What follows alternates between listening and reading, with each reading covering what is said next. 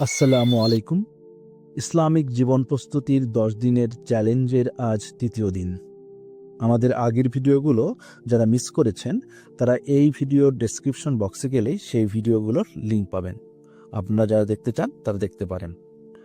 আজকে আমাদের অনুশীলনের বিষয় হলো ধৈর্য ধারণ করা। ইসলামে ধৈর্য ধারণের গুরুত্ব অত্যন্ত বেশি। ধৈর্যকে ইসলামের ঈমানের অন্যতম গুরুত্বপূর্ণ বৈশিষ্ট্য হিসাবে গণ্য করা হয়েছে। ইসলামে ধৈর্যকে প্রতিদিনের জীবনে কার্যকরভাবে প্রয়োগ করার উপর গুরুত্ব দেওয়া হয়েছে। জীবনে চলার পথে বিপদে আপদে ও নানা রকম চ্যালেঞ্জ মোকাবেলায় ধৈর্য ধারণ করে আল্লাহর উপর ভরসা রাখতে হবে। জীবনে চলার পথে নানা রকম পাপের প্রলোভনে আমরা পড়ে যাই, কিন্তু একমাত্র আল্লাহর ভয়ে তা থেকে দূরে থাকা ধৈর্যের সবচেয়ে বড় উদাহরণ। পবিত্র কোরআনে আল্লাহ তাআলা ধৈর্য নিয়ে বহুবার আলোচনা করেছেন। সূরা বাকারার 153 নং আয়াতে আল্লাহ বলেন, হে মুমিনগণ, ধৈর্য ও নামাজের মাধ্যমে সাহায্য প্রার্থনা করো, নিশ্চয়ই আল্লাহ ধৈর্যশীলদের সাথেই আছেন। সূরা বাকারার 155 নং আয়াতে আল্লাহ বলেছেন, আমি অবশ্যই তোমাদের পরীক্ষা করব কিছুটা ভয়, ক্ষুধা, ধন সম্পদ, জীবন ও ফল ফলাদি হারানোর মাধ্যমে, আর যারা ধৈর্যশীল তাদের সুসংবাদ দাও। আর এই সুসংবাদ হলো জান্নাত লাভের সুসংবাদ।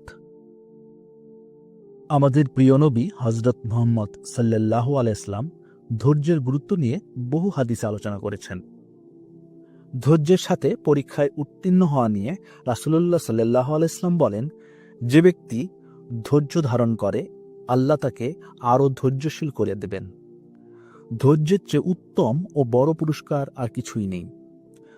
ধৈর্যশীলদের জন্য আল্লাহর প্রতিদানের ব্যাপারে হুজুর সাল্লাল্লাহু আলাইহি সাল্লাম বলেন, মুমিন ব্যক্তির ক্ষেত্রে যে কোনো কষ্ট, দুঃখ, ব্যথা বা দুশ্চিন্তা, এমনকি একটি কাঁটা ফুটলেও আল্লাহ তার পাপ মোচন করে দেন। ধৈর্যশীল ব্যক্তির জন্য আল্লাহর তরফ থেকে রয়েছে অনেক পুরস্কার। তার মধ্যে উল্লেখযোগ্য কিছু হলো, ধৈর্যশীল ব্যক্তি আল্লাহর সান্নিধ্য লাভ করেন, পাপ মুক্তি এবং আল্লাহর ক্ষমা পাবেন, আল্লাহর কাছ থেকে জান্নাতের প্রতিশ্রুতি পাবেন মানসিক প্রশান্তি। সবচেয়ে বড় যে বিষয়টি হলো সেটি হলো ধৈর্যশীল ব্যক্তি আল্লাহর ভালোবাসা ও রহমত পাবেন।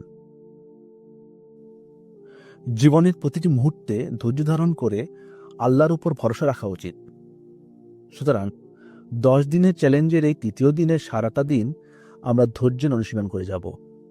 আজকে সারাটা দিন আমরা যে কোনো পরিস্থিতিতেই পড়ি না কেন, মাথা ঠান্ডা রেখে তা মোকাবেলা করব। আমরা মাথা ঠান্ডা রেখে ধৈর্য ধারণ করে যাব। আমরা জানি শুরুতে এ কাজটা ততটাও সহজ নয়, তবে আল্লাহর প্রতি ভালোবাসা, আল্লাহ সন্তুষ্টির জন্য কাজ করার সদিচ্ছা থাকলে আল্লাহ সুবহানাহু ওয়া তাআলা আমাদের এই অনুশীলনটিও সহজ করে দেবেন। ইনশাআল্লাহ আমরা সফল হব।